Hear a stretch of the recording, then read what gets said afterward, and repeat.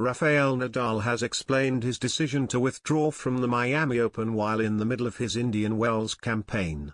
The world number 4 narrowly avoided defeat to reach the last 16 at the BNP Paribas Open and will not be competing again until the clay season when his run in the desert ends. He became the first man to win a record 21st major at the Australian Open and will now look to extend his lead to 22 at his most successful Grand Slam, the French Open. Nadal is having a career-best start to the season, winning 3 of the tournaments he has completed and going unbeaten with 17-0 record for the year so far.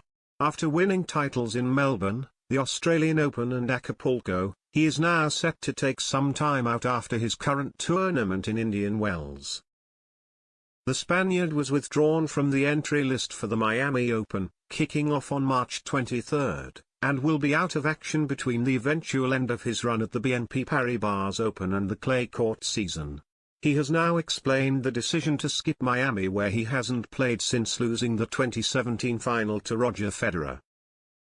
"I didn't play Miami for the last couple of years. I am almost 36.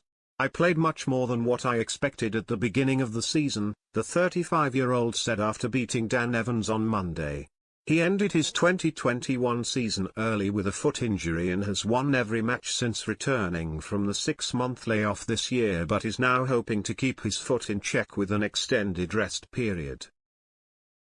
Explaining why the Miami Open could throw up problems for his body, the 21-time Grand Slam champion continued, "For my body, it is not good to have quick transitions from different surfaces. Clay to hard, well, hard to clay. If I play Miami, I will not have time to rest and not time to make a swift transition to the clay." Known as the King of Clay, Nadal will also be eyeing his most successful Grand Slam at the French Open, where he is a 13-time champion.